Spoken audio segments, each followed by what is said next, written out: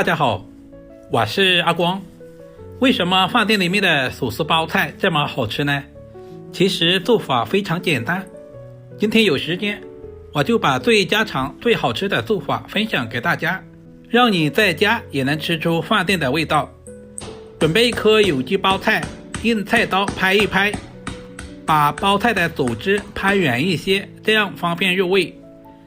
接着准备一把小刀，把包菜的硬心给掏出来，因为硬心比较硬，放在一起的话会影响整道菜的口感。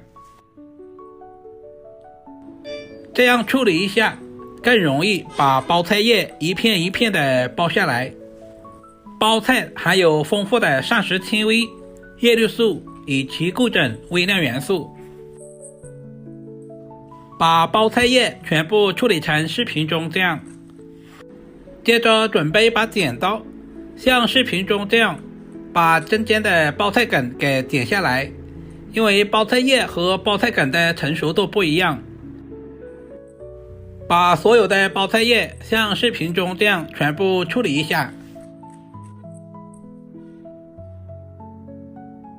今天的包菜叶我们不要用刀切，像视频中这样用手撕，因为手撕的包菜红切面更大，方便入味。这也是为什么手撕包菜卖得这么火的一个重要原因。全部处理完，放回大碗中。接着往碗中加入一大勺的食盐，然后再倒满多一点的清水。因为包菜在生长的过程中难免有一些虫卵或者是细菌，食盐有消毒杀菌的作用。抓拌均匀，浸泡10分钟左右。接下来把包菜梗用刀拍一下，因为包菜梗比较难熟，拍一拍方便成熟，也方便入味。把所有的包菜梗处理完，放回准备好的碗中。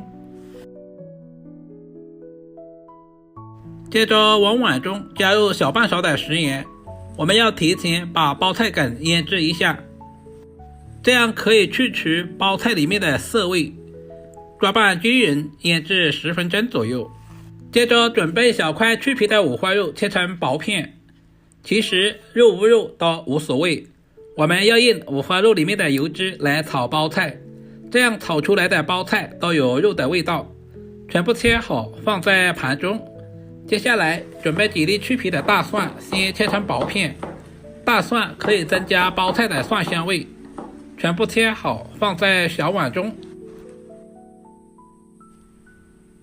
准备小把清洗干净的香葱，今天我们只要葱白部分，把葱白切成稍微短一点的葱花。全部切好和蒜片放在一起备用。接下来准备几个干辣椒，剪成小段。如果不喜欢吃辣的，也可以不用放。包菜里面加入干辣椒，吃起来香辣味十足，更有层次感。做家常菜，我喜欢提前调个料汁，碗中加入小半勺食盐、小半勺鸡精、少许的白糖、少量的胡椒粉、大半勺的生抽酱油、少许的蚝油提鲜，加入大半勺的玉米淀粉或者是土豆淀粉，少许的清水，把调味料完全化开。提前调好料汁，也是节省炒菜的时间。充分的搅拌均匀，放在一旁备用。接着准备几朵清洗干净的香菇，切成薄片。没有新鲜香菇，也可以用干香菇来替代。香菇不仅营养丰富，同时还可以增加菜品的香味。全部切好放在小碗中。现在的包菜叶也已经浸泡好了，这里我们要多淘洗2遍，把表面的一些杂质全部淘洗干净。有条件的可以放在流动的清水下冲洗，直到把水洗至很清澈就可以了。把洗好的包菜漏出来，放在漏筛里面控干水分备用。现在的包菜梗也已经腌制好了，同时腌出了很多的水分。腌制过后的包菜非常的有韧性，怎样弯曲都不会断。再次加入多一点的清水，下手抓拌均匀，把表面的食盐淘洗干净，这样炒出来就不会太咸。洗净之后控干水分，放在准备好的碗中。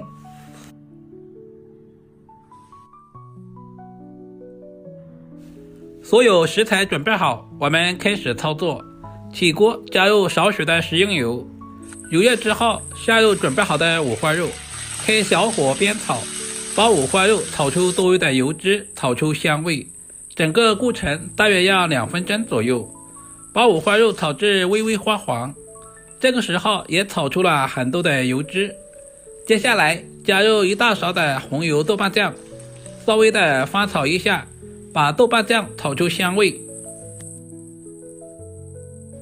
接下来把葱蒜干辣椒也倒在锅中，再次翻炒均匀，把葱蒜炒出香味，干辣椒炒出辣味。